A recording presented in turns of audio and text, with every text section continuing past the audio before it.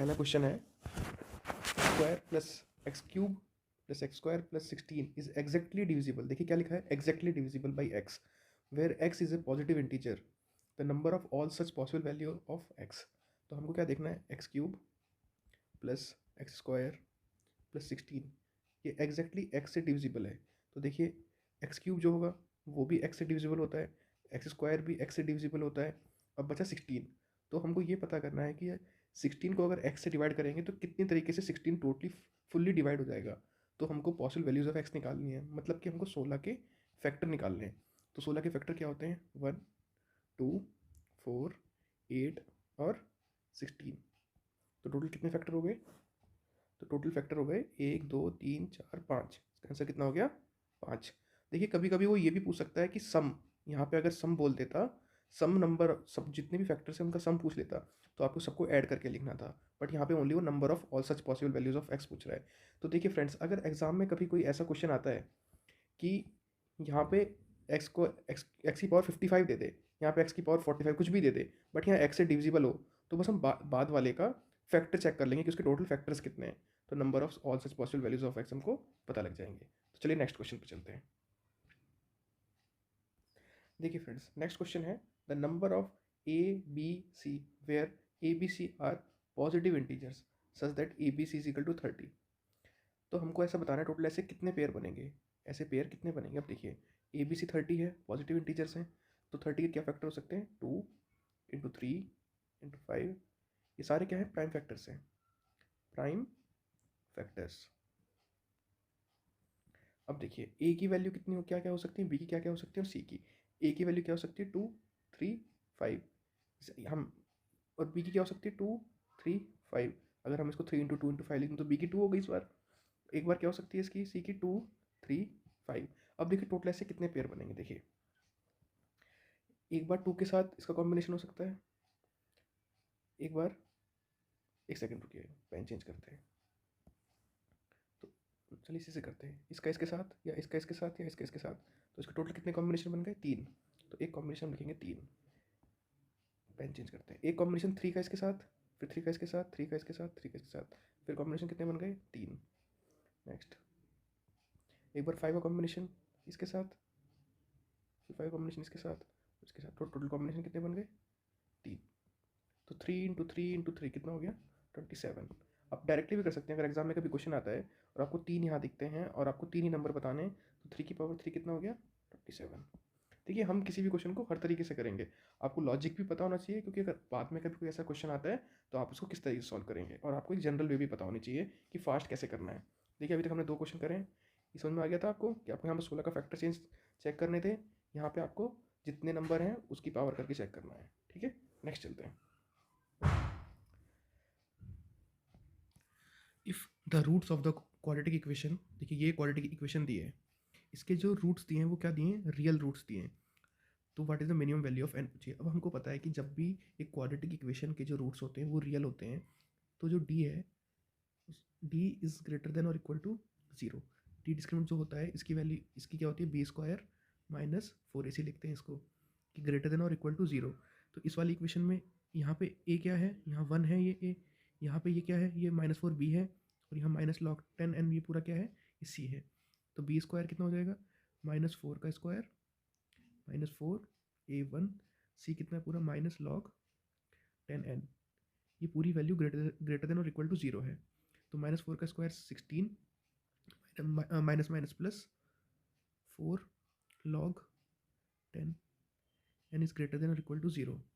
तो ये 16 साइड आ जाएगा, तो ये हो जाएगा 4 log 10n is greater than और इक्वल टू, देखिए 16 साइड आएगा तो -16 हो जाएगा। अब देखिए 4 4 जा 16, ठीक है, तो log 10n is greater than और इक्वल टू -4। अब log 10n को हटाने के लिए n इज ग्रेटर देन और इक्वल टू 10 की पावर -4, जो बेस होता है उसकी पावर -4 हो गया। अब देखिए तो n इज ग्रेटर देन और इक्वल टू 1/40। अब देखिए n की मिनिमम वैल्यू क्या हो गई, मिनिमम वैल्यू ये हो गई, और या तो इसके बराबर होगा या n इससे बड़ा होगा। हमको क्या पूछा है, मिनिमम वैल्यू। तो मिनिमम वैल्यू क्या हो जाएगी, ये देखिए कुछ भी नहीं है, एक normal a square minus B A X square minus B X minus B minus C, जैसे क्वालिटी इक्वेशन होती है उसी को एक नॉर्मल तरीके से इन्होंने बस लॉग टेन लगा दिया है, उससे कोई डरने की जरूरत नहीं है। बस आपको ये पता होना चाहिए कि अगर रूट्स रियल है तो B square minus four A C is greater than और इक्वल टू जीरो होता है। देखिए फ्रेंड्स, अभी क्या कर रहे हैं हम, बहुत फास्ट इन चीज़ों को करने की कोशिश कर रहे हैं। देखिए अगर आपने ये वीडियो पूरी देखी ना तो आपको ये समझ में आ जाएगा कि कोई भी क्वेश्चन है ना सीडीएस का तो नॉर्मल बेसिक कॉन्सेप्ट से हो जाते हैं, बस आपको बेसिक कॉन्सेप्ट पता होनी चाहिए और जो लॉग के कॉन्सेप्ट है वो पता होने चाहिए। अब हम एक नई वीडियो जो लेके आएंगे जिसमें हम पूरी मैथ्स की सीरीज शुरू करेंगे, उसमें आपको सारे कॉन्सेप्ट क्लियर हो जाएंगे। अभी तो बस हम क्या कर रहे हैं, एक बार पेपर सॉल्व करने का आपको तरीका बता रहे हैं कि एग्जाम टाइम में प्रेशर में पेपर को कैसे सॉल्व किया जाता है। तो चलिए नेक्स्ट क्वेश्चन पे। देखिए फ्रेंड्स, इसमें क्या कह रहा है ये, the number of different solutions of the equation x plus Y plus Z is equal to 12 where each of x Y and Z is a positive integer. देखिए ये क्या कह रहा है कि कितने टाइप के सॉल्यूशन हो सकते हैं। देखिए सीडीएस में जो भी क्वेश्चन होता है ना नंबर सिस्टम का जो आता है ये हमेशा नंबर ऑफ डिफरेंट सॉल्यूशन कितने तरीके से ऐसे हो सकता है। देखिए ये वाला जो क्वेश्चन था हमारा, ये भी था नंबर ऑफ ऑल, ये हमेशा पूछता है कि कितने तरीके से ऐसे मैक्सिमम कितने तरीके से ये सारी चीज़ें कर सकते हैं। तो देखिए ये क्या कह रहा है कि आप एक्स वाई और जेड को प्लस करके 12 लेके आना है। मतलब आपके पास 3 बॉक्स हैं, 3 नंबर है, यहाँ पे कुछ लिखिए, यहाँ कुछ लिखिए, यहाँ कुछ लिखिए, ऐसे कितने कॉम्बिनेशन बन सकते हैं। देखिए क्या बन जाएगा, अगर आपने यहाँ 1 ले लिया, यहाँ आपने 10 ले लिया, तो यहाँ क्या हो जाएगा 12। बट ये सारे के सारे अलग अलग डिफरेंट सॉल्यूशन है। तो आप क्या करिए, आप यहाँ पे अगर आपने समझिए आपने 5 लिया, यहाँ पे आपने 4 ले लिया, तो यहाँ कितना बचा 5 6 7 8 9 और ये तुम्हारा 3 बचा। तो तुम्हारा एक कॉम्बिनेशन ये हो गया, एक कॉम्बिनेशन और अलग हो जाएगा। इस तरीके से कितने कॉम्बिनेशन बन सकते हैं। तो आप इसके लिए एक फॉर्मूला याद रखिए। देखिए जब हम परमुटेशन कॉम्बिनेशन पढ़ेंगे तब ये हम डिटेल में बताएंगे। अभी आप यहाँ पे ये सीख लीजिए कि कभी भी इस टाइप का क्वेश्चन आता है तो आपको कैसे सॉल्व करना है। आपको एक फॉर्मूला पता होना चाहिए कि n minus one C R minus one. तो जो यहाँ पे n है ना, जो ये सम दिया हुआ है यहाँ पे वो n लिखा जाएगा, और जो ये r है ये टोटल कितने बार हमको इसको तोड़ना है इस नंबर को, वो यहाँ लिखा जाएगा। तो क्या होगा, ये हो जाएगा 12 minus one C 3 minus one is equal to, देखिए क्या हो गया 11c2। तो 11c2 कितना होता है, 11c2 हो जाएगा 11 factorial divide by 9 factorial into 2 factorial.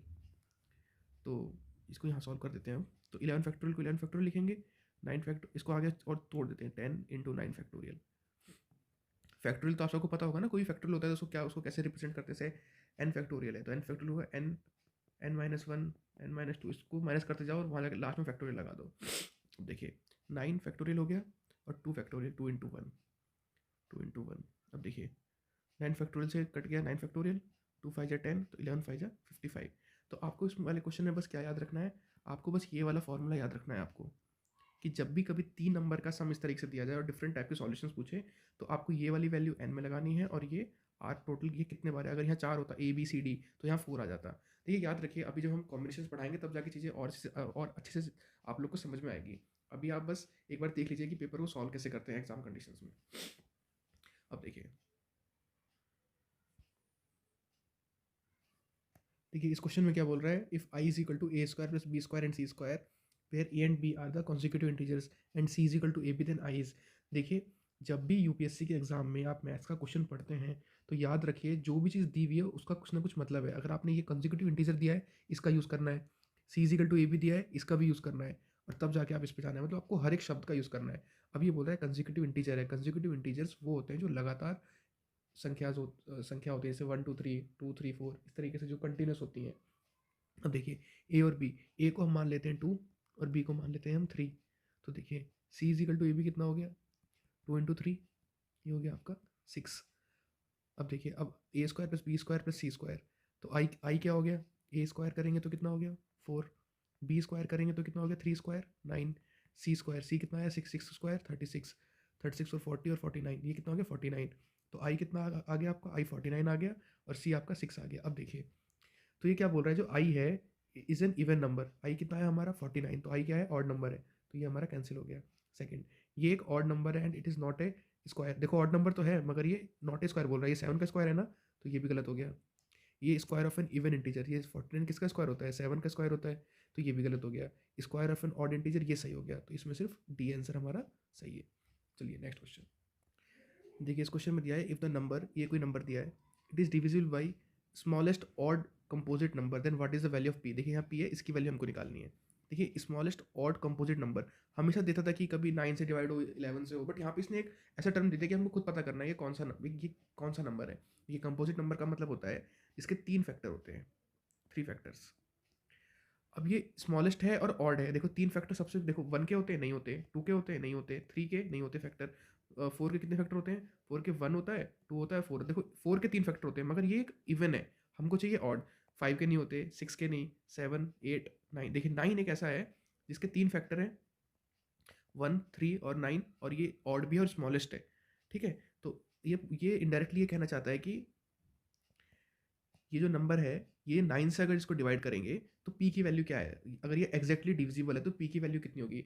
हमको पता है अगर कोई भी एक नंबर है, अगर वो 9 से एग्जैक्टली डिविजिबल हो रहा है तो उसके टोटल जो नंबर है उन सबका नंबर सम कितना आना चाहिए, 9 आना चाहिए, 9 से डिविजिबल होना चाहिए।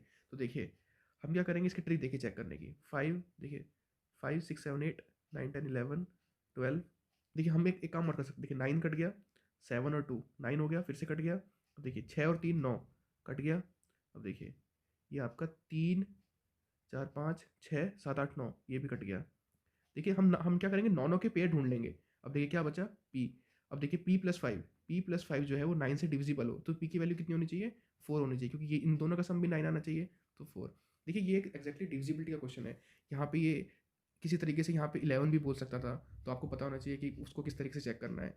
देखिए आपको जो इस टाइप के क्वेश्चंस है ना, आपको पता लग गया ना, देखिए किस टाइप के क्वेश्चंस आ रहे हैं, तो आप उसी टाइप के सिमिलर क्वेश्चंस आपको पता होने चाहिए कि 11 से डिविजिबल कैसे होता है, 2 से कैसे होता है, 3 से कैसे होता है, आपको हर चीज़ पता होनी चाहिए इस चीज़ को लेके। ठीक है, नेक्स्ट क्वेश्चन पे चलते हैं। देखिए इस क्वेश्चन में क्या दिया है, what is the remainder when the sum, ये एक नंबर आपको एक सम दे दिया जोड़ के, इसे जोड़ो और इसे 4 से डिवाइड करो। तो देखो आपको पहले एक चीज़ पता होनी चाहिए कि x की पावर n और प्लस a की पावर n, ये अगर एग्जैक्टली डिविजिबल है x प्लस a से, ये तब होता है जब n ऑड है। वो पूछेंगे सर आपको कैसे पता, जब n ऑड है। देखिए भाई कैसे पता, अगर आप n की जगह 1 डाल दो यहाँ पे, x plus A is totally divisible by X plus A, है ना, कट जाएगा पूरा। तो देखिए अब आपको ही पता लग गया। अब देखिए अब आप क्वेश्चन पे आइए। अब देखिए 4 की पावर 5, ये 4 से डिविजिबल है, इसे काट दिया। अब देखिए 2 की पावर 5 4 से डिविजिबल है, 4 से डिविजिबल, क्योंकि 2 की पावर 5 में 4 आ जाएगा तो ये भी डिविजिबल है, काट दिया। अब देखिए 1 की पावर 5 प्लस 3 की पावर 5, 1 की पावर 5 प्लस 3 की पावर 5, क्या ये 4 से डिविजिबल है। देखिए x की पावर n प्लस a की पावर n, 1 की पावर 5 प्लस 3 की पावर 5, x प्लस ए करेंगे क्या हो गया, 1 प्लस 3 4 है, तो 4 से डिविजिबल है क्योंकि ये क्या है, ऑड है, इसलिए मैंने आपको ये वाली चीज़ बताई थी। तो ये भी डिविजिबल हो गया, बचा क्या, 5 की पावर 5, 5 की पावर 5 डिवाइड बाई 4। अब आपको पता होगा जब भी हम इस तरह से किसी बड़े नंबर को डिवाइड करने की कोशिश करते हैं तो इसका तरीका होता है, हम क्या करेंगे 4 को 5 से, जब हम 5 को 4 से डिवाइड करेंगे तो इसकी जगह क्या आ जाएगा, रिमाइंडर कितना आएगा 1, और रिमाइंडर की पावर कितनी करेंगे 5, तो आंसर कितना आ जाएगा 1। ओके, चलती है नेक्स्ट क्वेश्चन। देखिए ये सब अभी हम पेपर को सॉल्व कर रहे हैं धीरे धीरे, आपको चीज़ों को समझा समझा के। जब हम पूरा नंबर सिस्टम, पूरा परसेंटेज, प्रॉफिट लॉस, लॉगरिदम, हम पूरी जब सीरीज़ लेके आएंगे तब आपको एग्जैक्ट चीज़ें समझ में आएगी। अभी एग्जाम आने वाला है तो आपको बस प्रीवियस ईयर के क्वेश्चंस पे बहुत अच्छी कमांड होनी चाहिए। अगर आपने इतना भी कर लिया ना तो आप लिख के ले लीजिए, एग्जाम में आप 100% क्लियर कर लेंगे, क्योंकि आपको पेपर करना आ गया ना, आपको पता लग गया कि एग्जामिनर किस टाइप के क्वेश्चंस पूछ रहा है। तो चलिए नेक्स्ट क्वेश्चन पे चलते हैं। 7 क्वेश्चन हो गए हमारे, ये हमारा 8th क्वेश्चन है। चलिए देखिए नेक्स्ट क्वेश्चन है, what is a digit in the unit place of 3 की पावर 99। जब भी हमें यूनिट डिजिट निकालनी होती है, कोई एक नंबर है उसके लास्ट की यूनिट डिजिट निकालनी होती है, और ये देखिए बहुत बड़ा नंबर है, आप इसे कैलकुलेट तो कर नहीं सकते, तो हम क्या करते हैं, जो भी पावर में होता है उसको 4 से डिवाइड करते हैं। तो अगर 99 को 4 से डिवाइड करेंगे तो क्या रिमाइंडर आएगा, तो 96 तक चला गया, बचा आपका 3 रिमाइंडर आएगा आपका। अब जो हमारा रिमाइंडर आया है वो रिमाइंडर को हम 3 की पावर कर देंगे, जो ये नंबर है इसकी पावर कर देंगे, तो 3 की पावर 3 कितना हो गया 27, तो लास्ट में कितना आ गया 7। तो देखिए अब आप यहाँ से सीख लीजिए कि अगर आपको यूनिट डिजिट कभी भी निकालनी है तो जो नंबर ऊपर है उसको हम 4 से डिवाइड करेंगे, और जो रिमाइंडर आएगा उसकी पावर करके हम पता कर लेंगे कि यूनिट डिजिट क्या है। ठीक है, चलिए आगे चलते हैं। देखिए नेक्स्ट क्वेश्चन क्या है, LCM of two numbers is 28 times their HCF, the sum of the HCF and LCM is 1740।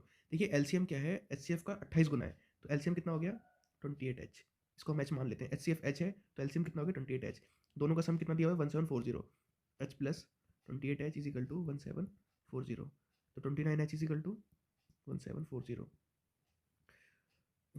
इसका ये हो गया आपका 60। ठीक है, तो एच कितना आ गया आपका, एच आ गया 60। अब आपको पता है जो भी एच होता है, अगर आपके पास दो नंबर हैं ए और बी, ये समझिए उनका एच है कुछ एच, तो एचसीएफ जो होता है वो बी को भी डिवाइड करेगा और ए को भी डिवाइड करेगा। तो यहाँ पर आपका एचसीएफ क्या है, 60 है। तो जो आपका 60 है वो जो नंबर है उनको डिवाइड करेगा। अब देखिए यहाँ पे क्या क्या नंबर है, आपके जो ये नंबर है जो भी 60 से डिविजिबल होगा वही इसका आंसर होगा। तो इसका आंसर क्या हो जाएगा, 420। ठीक है, देखिए हमने डायरेक्टली इसको बहुत जल्दी हमने कर दिया। तो यही हमको इसमें चीज़ें सॉल्व करनी है इसी तरीके से। देखिए इसके और भी बहुत सारे तरीके हो सकते हैं क्वेश्चन करने के, आप पूरा लिख के पूरा सॉल्व करिए। जब भी आपको एलसीएम एचसीएफ का क्वेश्चन दिखे और आपको ऐसे पता लग जाए और नंबर फाइंड करने के लिए देखे बोले, तो सीधा देखिए कि कौन सा जो ऑप्शन है वो एग्जैक्टली उससे डिविजिबल हो रहा है, तो आपका आंसर सीधा आ जाएगा। देखिए कुछ नहीं करना, ये सीधे कॉन्सेप्ट हैं, बहुत ईजी कॉन्सेप्ट हैं ये। चलिए नेक्स्ट क्वेश्चन पे देखिए, इसमें क्या बोल रहा है, एक्स की पावर एन माइनस ए की power N is divisible by X minus A. तो where x is not equal to, देखिए ये बहुत इंपॉर्टेंट होता है। जब भी हम लोग मैथ्स में बस इतना ही पढ़ के क्वेश्चन को सॉल्व करने के लिए सोचते हैं, ये बहुत इंपॉर्टेंट चीज़ होती है, आपको याद रखना है कि वो क्या कंडीशन दे रहा है। अब देखिए ये एक्जैक्टली डिविजिबल हो रहा है एक्स माइनस ए से, तो एन की मतलब ये पूछ रहा है कि कौन कौन से नंबर ऐसे होंगे। अब देखिए हम एन की जगह 1 डाल देते हैं, क्या ये डिविजिबल है एक्स माइनस ए से, एक्स माइनस ए डिविजिबल है, चलो ठीक है। तो एन 1 है तो डिविजिबल है। अब हम एन की जगह 2 डाल देते हैं, एक्स स्क्वायर माइनस ए स्क्वायर, इसका मतलब होता है एक्स माइनस ए एक्स प्लस ए। क्या ये एक्स माइनस ए से डिविजिबल है, हाँ है, एक्स माइनस ए से डिविजिबल है ये। तो आप चाहे और डालो या आप इवन डालो तो ये नंबर डिविजिबल है। तो for every natural number N, सबके लिए ये डिविजिबल होगा। ठीक, कितना इजी क्वेश्चन है, बस आपको एन की जगह वैल्यू पुट करनी है, काम खत्म। तो देखिए हम क्या करते हैं, हम एक काम करते हैं, देखिए इसमें टोटल 100 क्वेश्चन है, हम इसकी 10-10 करके आपको क्वेश्चन सॉल्व कराते हैं। तो इससे आपको ज़्यादा ऐसा भी फील नहीं होगा कि बहुत सारे क्वेश्चन एक ही साथ सॉल्व करने हैं। तो आप 10-10 क्वेश्चन करके हम एक अलग-अलग वीडियो लेके आएँगे। तो आपको बहुत, और आप उस वीडियो को पूरा देख के कंप्लीट करके 10-10 क्वेश्चन, आपको लोड भी फील नहीं होगा और बहुत जल्दी चीज़ें सॉल्व हो जाएँगी। और देखिए यार इस चैनल से आपको मैथ्स, इंग्लिश, रीजनिंग, आपको सब कुछ सीखने को मिलेगा। मैं चाहता हूँ आपके जितने फ्रेंड्स सर्कल है आप उसमें शेयर कीजिए इस वीडियो को। इवन हम एसएसबी की हमने एक अलग सीरीज़ चलाई हुई है, तो उसमें मैं आपको एसएसबी की पर्सनल गाइडेंस में आपको फ़ोन पे गाइडेंस देता हूँ। अगर आपने अभी बहुत सारे बच्चे हैं, जैसे नवनीत है, आपका मनीष है, बहुत सारे बच्चे जिन्होंने मेरे से पर्सनल गाइडेंस लिए फ़ोन पे। इवन मैंने जो उनका फीडबैक है वो मैंने डाला है। तो आप एक बार वो देखिए। और मैथ्स हम करवा रहे हैं और इंग्लिश हमारे गौरव सर करा रहे हैं। तो डिफेंस स्पेक्ट्रम को सब्सक्राइब कीजिए और आगे चैनल को शेयर कीजिए। Okay, thank you friends.